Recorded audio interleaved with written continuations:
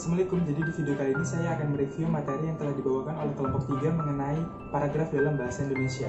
Jadi pada materi yang telah dibawakan oleh kelompok 3 itu ada 6 subpokok pembahasan, yaitu ada pengertian paragraf, ciri-ciri paragraf, jenis-jenis paragraf, fungsi paragraf, syarat pembentukan paragraf, dan yang terakhir ada metode pengembangan paragraf. Yang pertama, pengertian paragraf. Jadi, paragraf itu berasal dari bahasa Yunani, yaitu paragrafos, yang berarti menulis di samping atau tertulis di samping, yang merupakan suatu jenis tulisan yang berisi tujuan dan ide. Dan definisi lain paragraf itu banyak dikemukakan oleh beberapa ahli seperti Ramlan, Handayani dan kawan-kawan, dan Wiyanto. Tapi, dari beberapa definisi-definisi yang dikemukakan oleh beberapa ahli tadi dapat disimpulkan bahwa paragraf adalah suatu rangkaian kalimat yang memiliki suatu gagasan utama. Ciri-ciri paragraf. Jadi yang dijelaskan oleh kelompok 3, ciri-ciri paragraf itu ada 5. Nah, yang pertama itu, jadi pada sebuah kalimat pertama dalam suatu paragraf, itu posisinya biasanya menjorok ke kanan, yang terdiri dari beberapa ketukan spasi.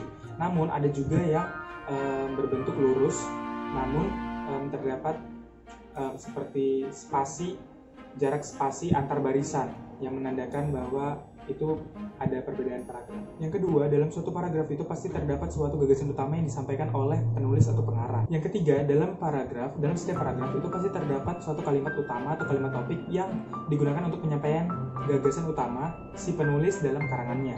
Yang keempat, dalam paragraf itu pasti memiliki kalimat-kalimat penjelas yang berisi detail-detail dari kalimat utama. Dan yang kelima, satu paragraf itu pasti terdiri dari satu kalimat utama dan beberapa kalimat penjelas.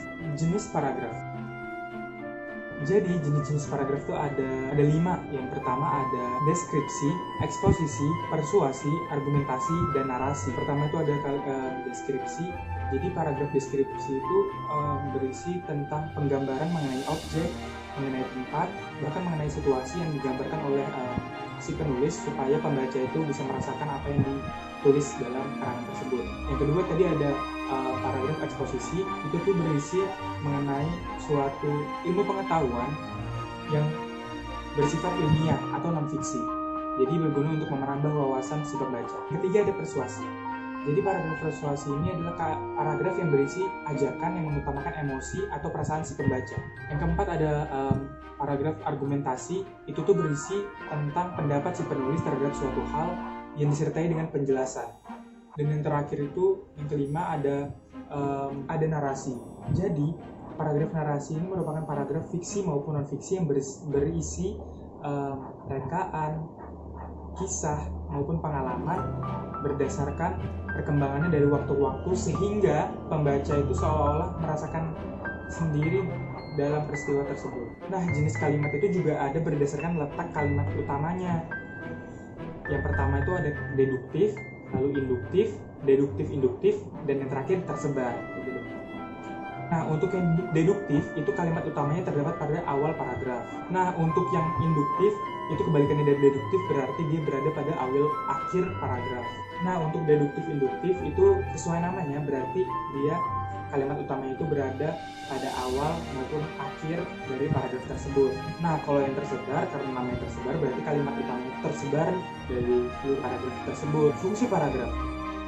Jadi apa sih fungsi paragraf itu? Jadi fungsi paragraf itu ada 5.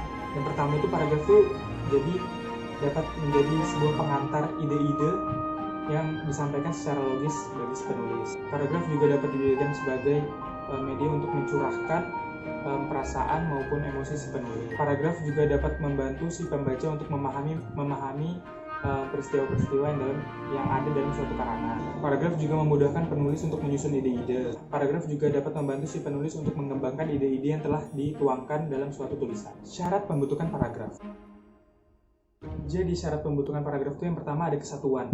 Maksudnya dari kesatuan adalah jadi satu paragraf itu harus disusun berdasarkan satu pemikiran yang jelas. Yang selanjutnya itu ada kepaduan. Jadi dalam suatu paragraf itu kalimat harus tersusun terangkai secara logis dan saling mendukung gagasan utama. Nah, yang terakhir itu syarat dari sebuah paragraf itu adanya kelengkapan. Suatu paragraf dikatakan wujudnya itu sudah lengkap apabila telah melengkapi unsur-unsur pembentuk paragraf, yaitu gagasan utama, kalimat pokok, dan kalimat penjelas. Pokok pembahasan yang terakhir yaitu tentang metode pengembangan paragraf. Jadi, metode pengembangan paragraf itu ada klimaks dan antiklimaks, sudut pandang, perbandingan dan pertentangan, analogi, contoh dengan pemberian contoh, proses, sebab akibat, umum khusus, klarifikasi, dan definisi luas. Nah, tadi itu adalah penjelasan mengenai paragraf dalam bahasa Indonesia yang saya tangkap dari penjelasan dari kelompok 3 mengenai paragraf dalam bahasa Indonesia ini. Dan saya mohon maaf sebesar-besarnya apabila dalam penyampaian materi saya terdapat kesalahan, baik itu dari segi bahasa saya maupun dalam pemahaman saya. Akhir kata, wassalamualaikum warahmatullahi wabarakatuh. Bye guys.